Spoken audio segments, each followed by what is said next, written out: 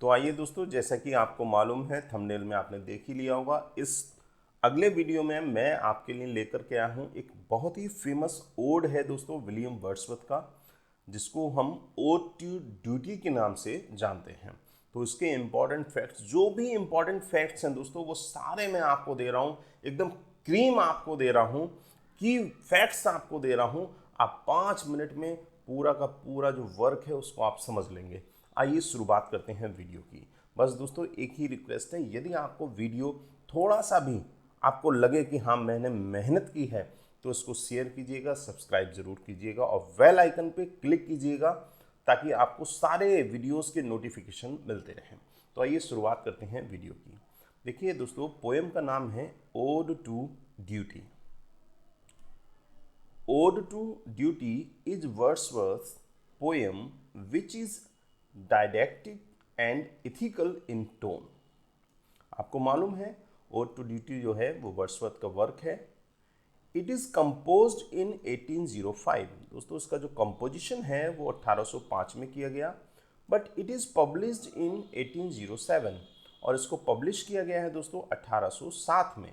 और 1807 में इनका एक कलेक्शन आया था दोस्तों, जिसको हम पोएम्स इन 2 वॉल्यूम्स के नाम से जानते हैं। The poem is an address to duty as goddess. इस कविता में दोस्तों जो ये पोएम है, इसमें ड्यूटी को एक गॉडेस के रूप में एड्रेस किया गया है।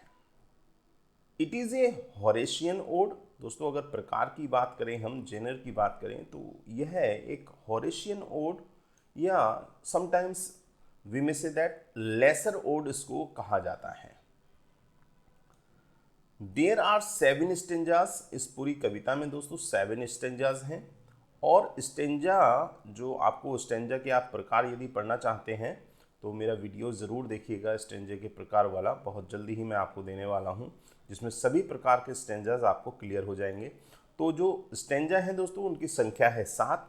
कितनी लाइन वाला स्टेंजा है? 8 लाइन का स्टेंजा है दोस्तों।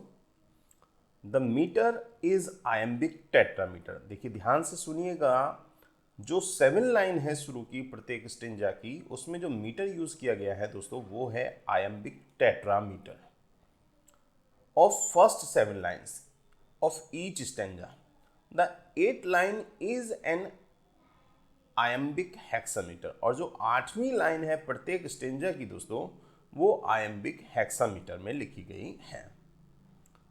The inspiration to compose this poem came to Wordsworth from Gray's Hymn to Adversity। देखिए दोस्तों, सोर्स के रूप में अगर हम बात करें तो ये जो कविता लिखने का जो इंस्पायरेशन है, ऐसा माना जाता है कि इसको लिखने की जो प्रेरणा है वो ग्रे की जो हाइम टू एडवर्सिटी है दोस्तों, उससे मिलती है। दोस्तों यहाँ पर एक चीज़ और आपको बताना चाहूँगा, ये iambic tetrameter, iambic hexameter, iambic pentameter, यदि ये आपको समझना है तो आप मेरा वीडियो देखिएगा मीटर और सिलेबल वाला, उसमें आपको फुट मीटर ये आपको सारे स्पष्ट हो जाएंगे, ताकि आपको हर चीज़ जो जिसको स्कैंसन कहा जाता है इंग्लिश पोएट्री की भाषा में, वो आपको समझ में आए। Wordsworth has prefixed a Latin motto to it. ऐसा कहते हैं कि वर्ड्सवर्थ ने इसमें एक लैटिन मोटो को जोड़ा था दोस्तों। उस मोटो का जो मीनिंग था वो था दोस्तों, no longer good by resolve but so educated by habit that not only can I do right but that can not do otherwise than right. यहाँ पर सीधे सीधे कहा गया कि मुझको ऐसी प्रेरणा मिलनी चाहिए, इतनी अच्छी शिक्षा मिलनी चाहिए कि मैं केवल अच्छा ही ना करूँ, मैं हमेशा ही अच्छा करता रहूँ, अदरवाइज देन राइट, यानी सही के अलावा मैं कुछ गलत करूँ ही ना। The poet offers the nature and the function of duty. इस कविता में फंक्शन ऑफ ड्यूटी की बात की गई है, अपने कर्तव्य परायणता, कर्तव्य की बात की गई है, कर्तव्य को कैसे पूरा किया जाना चाहिए उसका डिस्क्रिप्शन इसमें दिया गया है।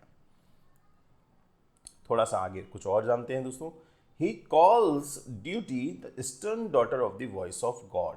इस कविता में ड्यूटी को stern daughter of the voice of God कहा गया है दोस्तों। ये बहुत ही इंपॉर्टेंट पॉइंट है। Duty becomes a correcting rod to the chastise those pupil who have gone astray। जो लोग अपने मार्ग से भटक गए हैं, जो अपनी जिम्मेदारी को नहीं समझते हैं, उनके लिए एक करेक्टिंग रॉड के समान है। The poet though he has not followed the dictates of duty in the past makes up his mind to follow the commands of duty. देखिए दोस्तों, याद रखिएगा, मैंने आपको बता दिया कि इस छोटी सी सुंदर सी कविता में, ओड में, ड्यूटी यानी कर्तव्य परायणता, कर्तव्य को निभाने की बात की गई है, मॉरल ड्यूटीज़ की बात की गई है। Now he feels that duty to saver is kind and gracious. अब वो कहते हैं कि ड्यूटी जो है उसका अगर सभी लोग पालन करें तो ये जो समाज है इसकी जो कुरीतियाँ हैं उनको भी दूर किया जा सकता है। तो दोस्तों ये थे important fact. He likes to be her enlighten bondman and in the light of truth thy bondman let me live. वो कहते हैं कि मेरे को एक ऐसा व्यक्ति बन जाने दीजिए जो हमेशा आपसे कनेक्ट रहे, मीन्स इज टू से जो अपने आप को कर्तव्य परायणता में, ड्यूटी में बांध करके रखे। तो दोस्तों मुझे उम्मीद है ये सारे जो इम्पॉर्टेंट पॉइंट है दोस्तों, ये जो रेड कलर में मैंने किया हुआ है ये बहुत ही इम्पॉर्टेंट पॉइंट्स हैं, इनको आप ज़रूर याद रखिएगा। और ये सारे वो पॉइंट्स हैं, की फैक्ट्स हैं जो आपसे एग्ज़ाम में आपसे पूछे जा सकते हैं। तो दोस्तों यदि वीडियो आपको अच्छा लगा हो तो लाइक, शेयर और सब्सक्राइब कीजिएगा ताकि आपको सभी आगे के नोटिफिकेशन मिलते रहें। मिलते हैं अगले वीडियो में, तब तक के लिए नमस्कार। Thank you so much.